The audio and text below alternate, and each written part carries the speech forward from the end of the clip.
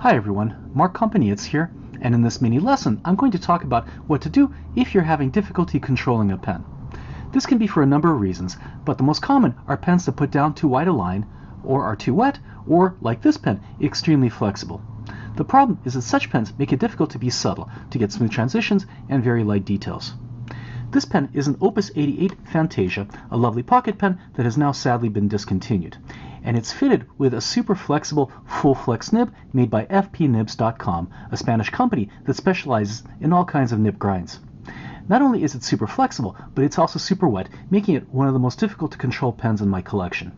In fact, I rarely use it for drawing the human form and usually reserve it for landscape, where it's really useful for getting all kinds of textures and expressive line work. Look how crazy flexible and juicy it is. Let me do a little bit of the hair here. I don't want to mess up my drawing.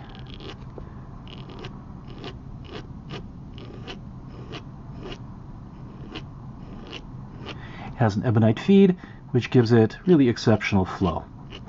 But unfortunately, the tines are so flexible that if I do a cross stroke, I sometimes can cross the tines and splatter the ink everywhere. So I have to be careful. And even in the unflexed lines, it is really, really juicy. Oh, you can see I splattered ink everywhere. So how can I make controlling a pen like this easier? First, let's just face reality and admit that the most important part is practice and more practice. But there are a number of ways that I've already discussed. The first is just to use the pen in reverse. This allows me to put down a much thinner and drier line. So let me do a little bit of work here. Right, we have some soft transitions. This was originally, and I guess still is, it's a Yovo nib. And these Yovo nibs are usually pretty decent reverse writers, and somehow magically FP Nibs managed to retain that reverse writing aspect. Let's put a little bit more transition here.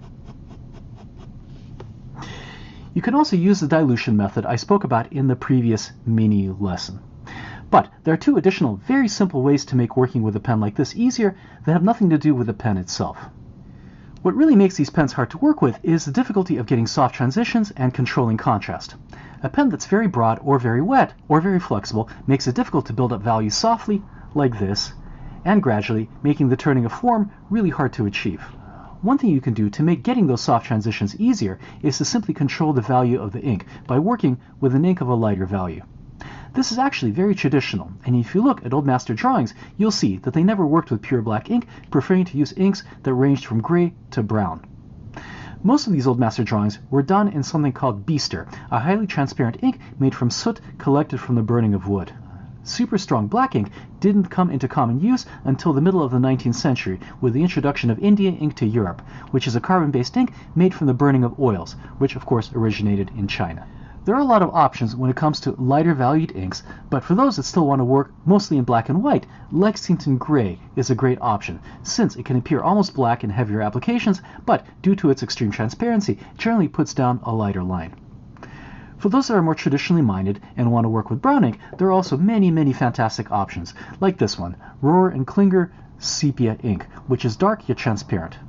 In this drawing, I'm using an unusual color, this Atramentis Document Red that I enjoy because of its deep red chalk-like color. If this drawing was done in pure black, the hatching would look very rough and the transitions uneven. The lighter ink really helps this drawing, even though it's still fairly bold in terms of contrast. Before I tell you the second method, allow me a few seconds to plug my online workshop titled Drawing the Head in Pen and Ink, which covers everything you need to know about drawing the head in this challenging medium. In this 3-hour lesson, I cover the basics of head construction, both using a pencil underdrawing and using only ink, talk about various hatching techniques, give tips and tricks for rendering facial features, and do a drawing demo. And at the end of the workshop, I give participants the opportunity to submit a drawing for review. At the moment, I only have one date available this weekend, but don't worry, I will run this workshop sporadically every few months or so. Please see my website for more information. Okay, back to your regularly scheduled programming. Another sneaky way of softening the contrast in your drawing is to simply not use a white paper. The paper here is off-white, which gently lowers the contrast, creating a softer drawing. This again is very traditional, since if you look at old master drawings, you'll see that they're never done on white paper. The industrial process for creating white paper wasn't developed until the mid-19th century, so drawings done before then were done on tone paper, sometimes a light gray, sometimes a beige, and sometimes even blue or green. Nowadays, we have many options to choose from, and I have a bunch of them here, ranging from just off-white to beige to light gray. So long as you choose a paper that's not too dark, most people won't even notice that you're not working on white, since you'll still get the strong contrast you're looking for. I hope you found this mini lesson useful. Thanks for watching, please sign up for my workshops, and see you back in my messy studio soon.